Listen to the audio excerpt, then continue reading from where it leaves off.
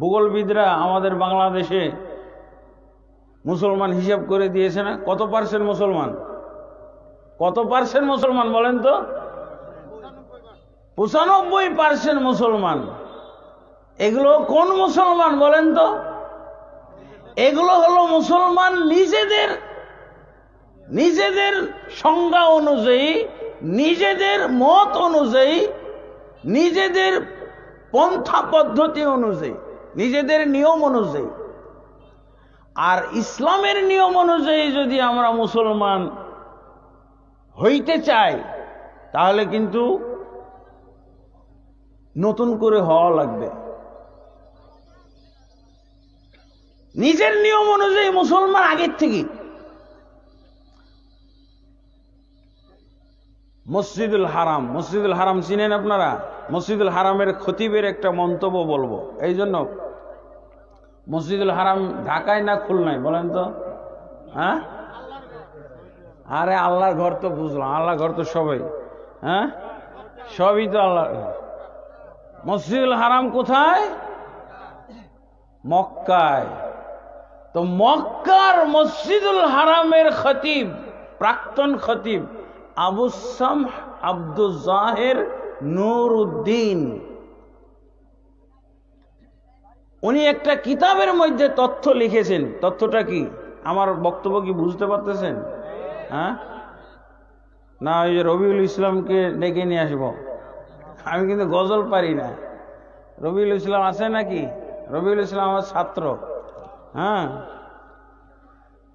তো বললাম যে রবিউল ইসলাম আমার ছাত্র আসছে, তার আমার আনার দরকার কি ছিল? তো মসজিদুল হারামের খতিব আবু সামহ আব্দুল জাহের নুরউদ্দিন হায়াতুল কুলুব, অন্তরের আত্মা, একটা বইয়ের নাম, আরবি ভাষায় লিখেছেন। আরবি মানুষ তো আরবি ভাষাতেই বই লিখবে, ওটা আমার কাছে আছে কিতাবটা। ওইখানে উনি লিখেছেন যে বর্তমান যুগে মুসলমানদের আমল আচরণ দেখে যেটা মনে হয় সেটা হলো, পৃথিবীতে শোনা যায় যে 150 কোটি মুসলমান, কিন্তু হাজারে একজন মুসলমান আল্লাহর সংজ্ঞা অনুযায়ী, আল্লাহর নিয়ম অনুযায়ী, রাসূলের নিয়ম অনুযায়ী, কোরআনের নিয়ম অনুযায়ী, হাদিসের নিয়ম অনুযায়ী, নবীর নিয়ম অনুযায়ী হাজারে একজন মুসলমান বর্তমান যুগে পাওয়া যাবে কিনা সন্দেহ। কে বলছে? আমার মতোই যদু মিয়া। হ্যাঁ, মসজিদুল হারামের খতিব আবু সামহ আব্দুল জাহের নুরউদ্দিন, প্রাক্তন, এখন উনি নাই, মারা গেছেন। আপনারা তো সুদেশীদের নাম জানেন তাই না? কিন্তু উনি তারা অনেক আগে, ওনাকে আমিও দেখি নাই। যদিও মদিনা ইউনিভার্সিটিতে আমি 90 সনে ভর্তি হয়েছিলাম এবং 90 সনেই আলহামদুলিল্লাহ আল্লাহর ঘরও দেখছি, 1990। তারও আগে উনি মারা গেছে, ওর বইটা দেখেই বোঝা যায়। তো উনি বলছেন যে 150 কোটি মুসলমান, অথচ হাজারে একজন মুসলমান আছে কিনা সন্দেহ। তা আমি ওই বেচারার এই কথাটা, এই তথ্যটা আমি মিলানোর জন্য হিসাব করা শুরু করলাম যে এই লোক কি সারা পৃথিবী ঘুরলো, এই 150 কোটি মুসলমানের সাথে সাক্ষাৎ করছে? কিভাবে উনি এই জরিপটা করলেন যে হাজারে একজন মুসলমানও আছে কিনা সন্দেহ? পরে চিন্তা করলাম যে উনি বাংলাদেশে আসে নাই। এখনকার ইমামরা তো তাও বিভিন্ন দেশে যায়, বহির্বিশ্বে যায়, তাই না? দেখা যায় সুদেশ সাহেব, মসজিদে নববীর ইমাম সাহেব, আমাদের তো আহলে হাদিসের প্রোগ্রামেও আসছে, তাই না? বাংলাদেশে কয়েকবার আসছে। কিন্তু উনি সেই যুগে এরকম বিভিন্ন বিশ্বে মসজিদুল হারাম, মসজিদে নববীর ইমামরা যাইতো না। তখন এত সহজ ছিল না, এখন যত সহজ। এখন তো ধরেন যে একটা প্লেন রিজার্ভ দিয়ে দেয়, রিজার্ভ প্লেন দিয়ে দেয় সরকার, যান আপনি যেখানে যাবেন। মসজিদুল হারাম, মসজিদে নববীর সম্মান কম নাকি? আলহামদুলিল্লাহ। পরে আমি চিন্তা করে দেখলাম যে উনি তো এমন এক জায়গায় আছে যে উনার বিশ্ব ঘোরার দরকারই নাই, বিশ্বের মুসলমান সব উনার কাছে এসে ঘুরতেছে। হ্যাঁ, তাই না? বিশ্বের মুসলমানেরা, সারা বিশ্বের মুসলমান কোথায় যায় ঘুরে? কাবা ঘরের চতুর্পাশে যে ঘোরাঘুরি দেখেন, এই ঘোরে না, এটাকে কি বলে? তোয়াফ। মাশাআল্লাহ, আরবিতে বলে তোয়াফ। তোয়াফটাও একটা ইবাদত। তোয়াফ, সালাত যেমন ইবাদত, নামাজ যেমন ইবাদত, তোয়াফও একটা ইবাদত। তোয়াফের মধ্যে ফরজ তোয়াফ আছে, যেমন ভাবেন ফরজ নামাজ আছে, ফরজ তোয়াফ আছে, সুন্নত তোয়াফ আছে, নফল তোয়াফ আছে, এইরকম। তো আমি চিন্তা করলাম যে উনি কিভাবে সারা বিশ্বের মুসলমানের উপরে জরিপ চালাইলেন। পরে আমি বের করলাম যে উনার তো সারা বিশ্ব ঘোরার দরকার নেই, উনার সামনেই এসে সারা বিশ্বের মুসলমান ঘুরতেছে। তার মানে যারা হজ উমরা করতে যায় তাদেরকে দেখে উনি এই জরিপটা করছে, হাজারে একজন মুসলমান আছে কিনা। হ্যাঁ, যদি সরেজমিনে বাংলাদেশে আসতো উনি, তাহলে কি অবস্থাটা হইতো বলেন তো? আল্লাহু আকবার। তাহলে হয়তো পার্সেন্টেজটা আরো কত যে বাড়তো আল্লাহ ভালো জানেন। আমরা উনাদের কাছ থেকে মসজিদুল হারামের এবং মসজিদে নববীর ইমাম খতিবদের কাছ থেকে লেখাপড়া করেছি। মসজিদে নববীর অনেক খতিব কিন্তু চেঞ্জ হয়। মসজিদে নববীর খতিব মসজিদুল হারামে আসে, মসজিদুল হারামের খতিব মসজিদে নববীতে অনেক সময় পরিবর্তন করা হয়। আর ওনারা আবার মদিনা ইউনিভার্সিটিতে শিক্ষকতাও করেন। তো তারা আমাদের ওস্তাদ হয়ে গেল না? ওস্তাদ আমাদের। তা আমরা যদি জরিপ করি, আমাদের জরিপেই দেখা যায় যে মারাত্মক অবস্থা। বুঝেছেন? ইসলাম, ভারতবর্ষের মুসলমানের স্তর করা হবে। প্রথম স্তরের মুসলমান কারা বলেন তো? আপনারা একটা হিসাব দেন না, সহযোগিতা করেন। প্রথম স্তরে কি পীর মুর্শিদ ধরা যায়? হ্যাঁ, প্রথম স্তরে জনগণ ধরে কিনা বলেন? পীর মুর্শিদের দল, এদেরকে, আরে ভাই জান্নাত পাওয়ার জন্য এদের পিছনে ঘুরে না মানুষ? অনেক হুজুরও দেখবেন পাগড়ি পুগড়ি লাগিয়ে পীর ধরছে। হুজুর নিজেই মুফতি, মুহাদ্দিস, প্রিন্সিপাল, মুফাসসির, বিশাল পাগড়ি লাগিয়ে তারই দেখে ফির পীর পীর মনে হয়। পরে পরিচয় নিয়ে জানা যায় যে অমুক হুজুরের উনি পীর মুরিদ। হ্যাঁ, বড় বড় হুজুররা তো পীরের মুরিদ। তাহলে বোঝা গেল যে বাংলাদেশের, ভারতবর্ষের মুসলমানদের যদি ক্যাটাগরি করা হয়, তাদের যদি ক্লাসিফিকেশন একটা করা হয়, তাহলে ফার্স্ট কারা হবে? পীর মুর্শিদের দল। যেহেতু হুজুররাও লাইন ধরে, হুজুর একটু জান্নাতের কুপন দেন একটু। সহিহ বুখারী পড়াই, তাই কি হয়েছে? সহিহ মুসলিম পড়াই, কি হয়েছে? আবু দাউদ পড়াই, নাসাই পড়াই, ইবনে মাজাহ পড়াই, তাফসীর পড়াই, নাহু পড়াই, সরফ পড়াই, মিশকাত শরীফ পড়াই, যাই পড়াই, কিন্তু জান্নাতের তো কুপন হলো পীর সাহেবের দরবারে। এই জন্য জান্নাতের কুপন নেওয়ার জন্য মাদ্রাসার হুজুররা পর্যন্ত লাইন ধরে। কার কাছে? বিভিন্ন পীর সাহেবের। এবং পরিচয় দেয়, আমি অমুক পীর সাহেবের মুরিদ। হ্যাঁ, আমি অমুক পীর সাহেবের মুরিদ। কবে যেন দেখলাম একটা ইন্টারনেটে, এক বক্তা, গাইবান্ধা এলাকার বক্তা আর এক পীর সাহেবের কাছে বয়াত করতেছে। হ্যাঁ, বয়াত করতেছে, সেটা আবার প্রচার হয়ে গেছে।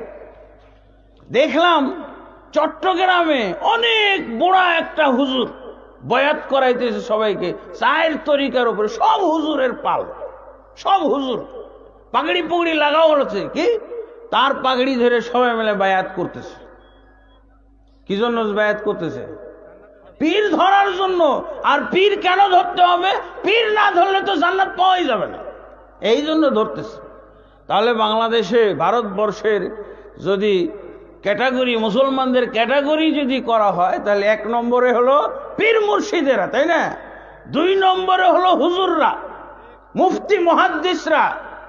3 নম্বরে হলো কারা? ওই ছোটখাটোরা। তারপরে জনসাধারণ, তাই না?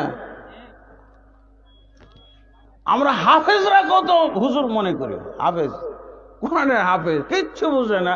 আপনি একটা ওয়ার্ড মিনিং তার কাছে জানতে চাইলে পাবেন না। যে হুজুর বলেন তো আলহামদু মানে কি, পারবে না। 30 পারা কোরআনের হাফেজ, কিন্তু আপনি বিসমি শব্দটার অর্থ বলেন তো, পারবে না। বিসমিটা প্রথম শব্দ না? বিসমিল্লাহির রহমানির রহিম, কোরআনের প্রথম শব্দ হলো বিসমি।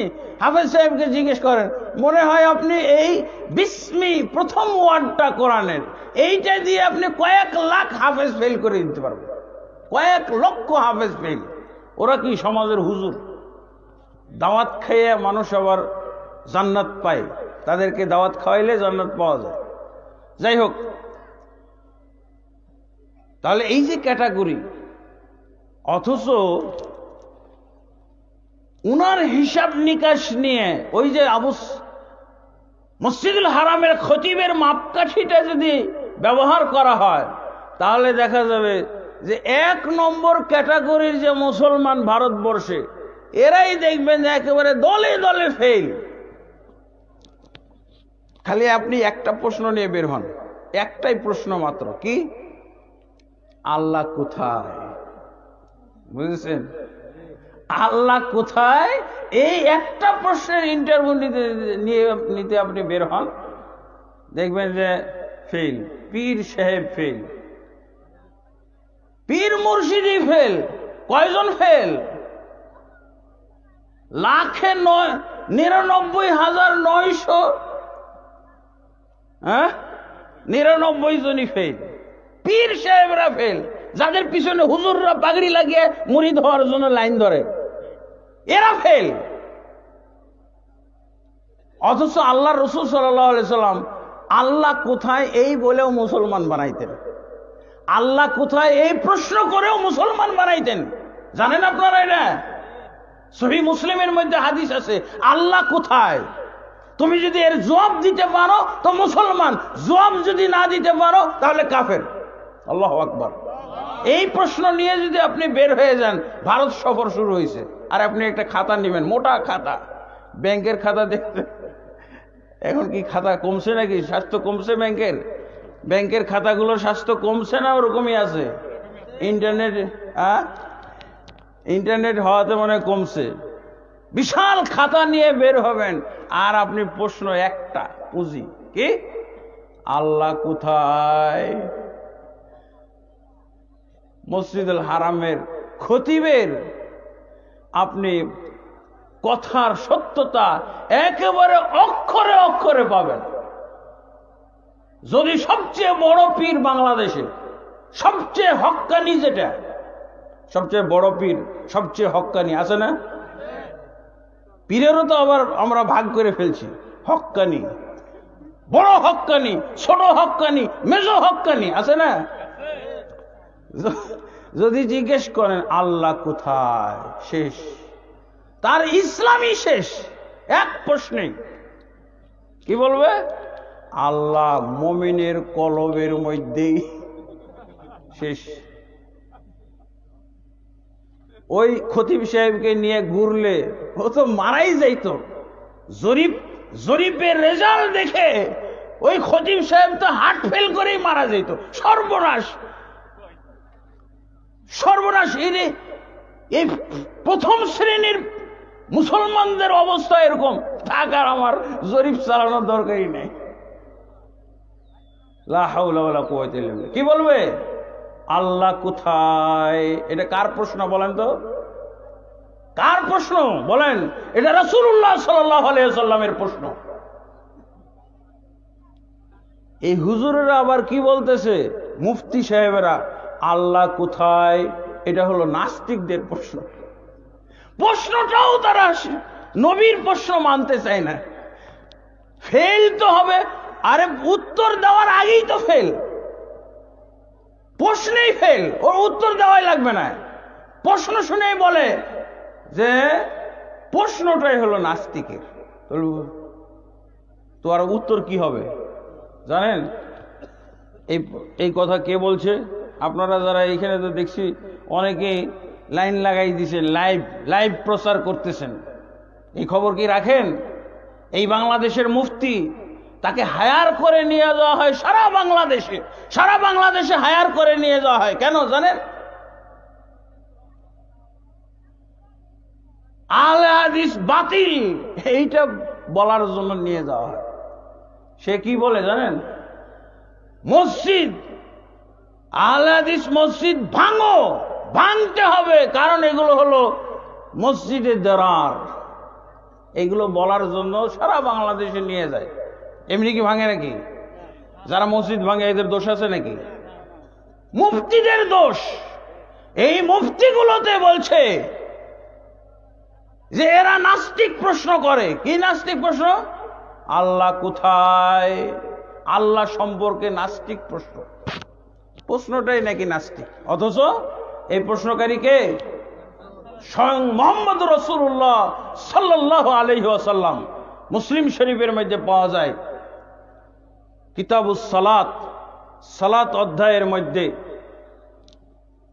রাসূলুল্লাহ সাল্লাল্লাহু আলাইহি ওয়াসাল্লাম একজন মহিলাকে প্রশ্ন করলেন, মহিলার ইন্টারভিউ নিচ্ছিলেন। একজন সাহাবী বললেন, ইয়া রাসূলুল্লাহ, আমার কৃতদাসী এই মহিলাটার আপনি ইন্টারভিউ নেন, সে কি মুসলমান না কাফের? তা আল্লাহ রাসূল সাল্লাল্লাহু আলাইহি ওয়াসাল্লাম প্রশ্নটা কি করেছিলেন? ইয়া জারিয়াতু আইনাল্লাহ, কৃতদাসী মহিলা বলো তো আল্লাহ কোথায়? কি জন্য ইন্টারভিউ নিচ্ছেন? মুসলমান না কাফের। এর ইন্টারভিউর প্রশ্ন কি? 1 নম্বর প্রশ্ন, আইনাল্লাহ, আল্লাহ কোথায়? আর হুজুর এই প্রশ্নটাই শুনতে রাজি না। কি বলতেছে? এই প্রশ্নই হলো নাকি নাস্তিকদের, নাউজুবিল্লাহ। তাহলে ওই হুজুর তাহলে আল্লাহ রসুলকে নাস্তিক বলল না? তাহলে ওই হুজুর কি আর মুসলমান থাকলো? মুফতি কিন্তু সাবধানে না বললেন, বাতিল মুফতি, অজ্ঞ মুফতি। এই মুফতি থেকে আল্লাহ তাবারক ওয়া তাআলা এই জাতিকে রেহাই দান করুক। এই মুফতিদের থেকে এই জনগণ, এই মুসলিম জনগণকে সম্পর্ক ছিন্ন করার তৌফিক দান করুন, আল্লাহুম্মা আমিন। এরা পিস টিভি বন্ধ করেছে এই জন্য যে হুজুরদের থেকে পালিয়ে যাচ্ছে জনগণ, হুজুরদের থেকে ছাড়পত্র নিয়ে পালিয়ে যাচ্ছে, হুজুরদের দরবারে আর তারা হাজিরা দিচ্ছে না, হুজুরদের দরবারে আর আসতেছে না। এই জন্য পিস টিভি বন্ধ করো। বুঝেছেন? পিস টিভি বন্ধ করার কারণ মুফতির গুমর ফাঁস করে ফেলতেছে, ব্যবসা বন্ধ হয়ে যাচ্ছে। দেখেন মুফতি কত ভণ্ড। আমি নাম বলছি না, বলছে রাসূল সাল্লাল্লাহু আলাইহি সাল্লাম কাফের একজন মহিলাকে পরীক্ষা করার জন্য প্রশ্ন করছেন, আইনাল্লাহ, মহিলা তুমি বলো আল্লাহ কোথায়? মহিলাটা কোনো জবাব দিয়েছিল না দেয় নাই? জবাবটা সঠিক হয়েছিল না বেঠিক? কি জবাব দিয়েছিল মহিলা? আল্লাহু ফিস সামাই, আল্লাহ আসমানের উপরে। আর লক্ষ পীরের জবাব হলো আল্লাহ মুমিনের কলবে। আর এটা কোথায় শিক্ষা দেওয়া হয়? আল্লাহ মুমিনের কলবে, এটা কোথায়? মাহফিলে শিক্ষা দেওয়া হয়। সেই মাহফিল কত বড় জানেন? আপনাদের এই মাহফিলের চাইতে কমপক্ষে 100 গুণ বড়। হ্যাঁ, 100 গুণ বড়। আল্লাহ রাসূল সাল্লাল্লাহু আলাইহি ওয়াসাল্লাম যে বলছিলেন একটা হাদিসের মধ্যে, আমার উদাহরণ আর তোমাদের উদাহরণ হলো কীট পতঙ্গের মতো। রাত্রিবেলায় আলো জ্বালিয়ে দেওয়ার পর, আজকে তো কীট পতঙ্গ নাই, পোকামাকড় নাই।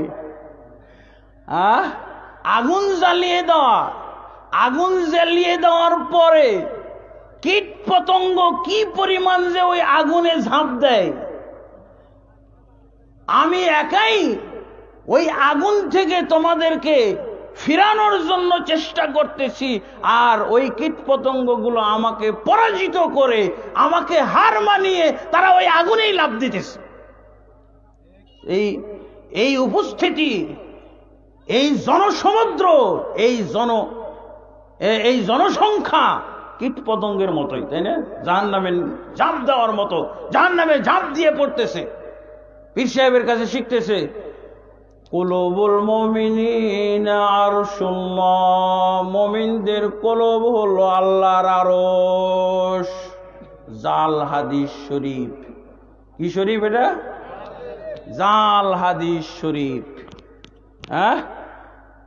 পীর সাহেবের দরবার শরীফে জাল হাদিস শরীফ, এটা খুব মানায়, তাই না? মানানসই। কুলুবুল মুমিনিনা আরশুল্লাহ, মুমিনদের কলব হলো আল্লাহর আরশ। কোথায় এই ওয়াজটা হয়? এই ওয়াজ হয় এই মাহফিলের চেয়ে 100 গুণ যেটা বড় মাহফিল, সেইখানে এই ওয়াজ হয়। কোন ওয়াজ? মহিলাটা কি জবাব দিয়েছিল বলেন তো? আল্লাহ আসমানের উপরে, এই জব। আর পীর সাহেবের কোন জব শিখায়? আল্লাহ মুমিনের কলবের মধ্যে, ওই যে রবিউল ইসলাম যে ওয়াজ করে গেল না, যত কাল্লা তত আল্লাহ, পাওয়া গেছে? বাংলাদেশে মুমিন নাকি যদি 15-16 কোটি মুমিন হয়, প্রত্যেক মুমিনের কলবে একটা করে আল্লাহ আছে। হ্যাঁ, তাহলে ঠিক হলো না? যত কাল্লা তত আল্লাহ, পাওয়া গেছে? এই দিক দিয়ে কি করলাম? ওই যে খ্রিস্টানদের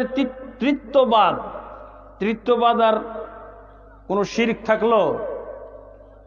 ওদের শিরক তো কোনো শিরকই না। মুসলমানরা যেটা আবিষ্কার করলো সেটা তো আরো মারাত্মক। এরা বলছে যত প্রত্যেক মুমিনের কলবে আল্লাহ, নাউজুবিল্লাহ, তাই না? আবার কি বলে, আরেকটা ভুল জবাব শোনায়, শিখায়। কোথায়? আল্লাহু ফি কুল্লি মাকান, আল্লাহ সর্বত্রই বিরাজমান। এগুলো জবাব না? জনগণ কার কাছে শিখছে এগুলো শিখেছে পীর সাহেবদের কাছ থেকে, বড় হুজুরদের কাছ থেকে, হুজুরদের কাছ থেকে। তাহলে আমরা মুসলমান, এটাও তো হলাম নিজেদের নিয়মে মুসলমান, তাই না? মুসলমান কিন্তু নিজেদের নিয়মে, আর এটা বলতে পারি খুব জোর হুজুরের নিয়মে। আমাদের নিয়মে আর হুজুরের নিয়মে মুসলমান। রাসূলের নিয়মে মুসলমান হইতে হলে কি জবাব হইতে হবে বলেন? আল্লাহু ফিস সামাই, আল্লাহ আসমানে, আরশের উপরে। আর রহমান আলাল আরশি ইস্তাওয়া, রহমান আরশের উপরে সমুন্নত। কোরআনের কথা না? সূরা তাহার 5 নম্বর আয়াত। ইউদাব্বিরুল আমরা মিনাস সামাই ইলাল আরদ, সূরা সিজদার 5 নম্বর আয়াত। আসমান থেকে জমিনের সব কাজগুলো আল্লাহ পরিচালনা করে থাকেন। বলেন তো, সুধী সমাজ সবাই তো জানেন আল্লাহর রসুলের মেরাজ হয়েছিল। কোথায় গেছিলেন? কোথায় গেছিলেন? এটি কি দলিলের কথা না বেদলিলের কথা? দলিলের কথা। সহিহ বুখারী এবং মুসলিমে আছে। আল্লাহ রসুল আল্লাহর কাছে গেছিলেন। ওরাই বলে আল্লাহর কাছে গেছিল, আল্লাহর সাথে দেখা করতে গেছিল। হ্যাঁ, আল্লাহর সাথে নাকি দেখাও হয়েছে, কিন্তু আবার নিরাকার। আল্লাহর সাথে দেখা করছে কে? মুহাম্মদ সাল্লাল্লাহু আলাইহি ওয়াসাল্লাম। কোথায় যে দেখা করছে? মক্কা থেকে মসজিদুল আকসা, সেখান থেকে প্রথম আসমান, দ্বিতীয় আসমান, তৃতীয়, চতুর্থ, পঞ্চম, ষষ্ঠ, সপ্তম, সিদরাতুল মুনতাহা, আরশ পর্যন্ত গেলেন। যে কি হলো? আল্লাহকে দেখলেন। তো আল্লাহ যদি মুমিনের কলবের মধ্যেই থাকে, আল্লাহ যদি সর্বত্রই বিরাজমান, তাহলে এত পরিশ্রম কি কেন? এই ওয়াজ আপনি করেন কেন হুজুর? এই ওয়াজ থেকেও কি কিছু শিখেন না? আপনার মুখ দিয়ে যে এই ওয়াজগুলো বের হয়, এই ওয়াজ থেকে আপনি আকীদা নিতে পারেন না? ওয়াজ এক মাঠে আর আকীদা আর এক মাঠে থেকে গেল, এটা কেমন ওয়াজ হলো? হুজুরই তো ওয়াজ বুঝে না। ওয়াজ বুঝে? এই ওয়াজ মেরাজের ওয়াজ কে করে? আরো মারাত্মক কিছু সংযোজন করে ওয়াজ করে, দলিলের বাহিরে চলে যায়। বলছে নবী সাল্লাল্লাহু আলাইহি সাল্লাম অনেক কথা বলছে, জুতা পায়ে দিয়ে গেছে, জুতা খুলতে চাইছে, আল্লাহ রাসূল সাল্লাল্লাহু আলাইহি ওয়াসাল্লাম আরশে গেছে। হুজুরদের ওয়াজ এগুলো হলো ওয়াজের সাথে আওয়াজ, ওয়াজের সাথে কিছু আওয়াজ মিলাই নাই, তাই না? ওয়াজ হলো কোনটুক? ওয়াজ হলো কোরআনের সাথে যেটুকু মিলে, হাদিসের সাথে দলিলের সাথে যেটুকু মিলে, আর বাকিটু ওয়াজের সাথে আওয়াজও মিলায়। আল্লাহ রাসূল সাল্লাল্লাহু আলাইহি ওয়াসাল্লাম আরশে গেলেন, আরশে যাওয়ার পর রাসূলুল্লাহ সাল্লাল্লাহু আলাইহি ওয়াসাল্লাম আদবের কারণে জুতাটা খুলে ফেলতেছিলেন। আর আওয়াজের মধ্যে কি বলা হচ্ছে? এই আওয়াজের মধ্যে এই কথাটা পাওয়া যায় ওয়াজের সাথে। আল্লাহ তখন বললেন যে না মুহাম্মদ, আমি তোমার জুতার ধুলি নেওয়ার জন্য অপেক্ষায় আছি, আর তুমি জুতাটা খুলে ফেলতেছো। না, জুতা নিয়ে আসো, আমার আরশটা ধন্য হোক। এটা হলো ওয়াজের সাথে কি আওয়াজ। হ্যাঁ, এত কাহিনী হইল, তারপরও আপনি এটা ভুলতে পারলেন না। মুমিনদের কলবে এই কথাটা ভুলেন না এখনো? ওয়াজ, নিজের ওয়াজও তো কাজে লাগলো না আপনার। মুমিনদের কলবে আল্লাহ থাকে, সর্বত্রই আল্লাহ বিরাজমান। তো এই যে ওয়াজ করলেন, এই ওয়াজে কি হলো লাভ? আর আপনি বললেন যে আল্লাহকে দেখেছিলেন, মুহাম্মদ সাল্লাল্লাহু আলাইহি ওয়াসাল্লাম আল্লাহকে নাকি দেখেছিলেন।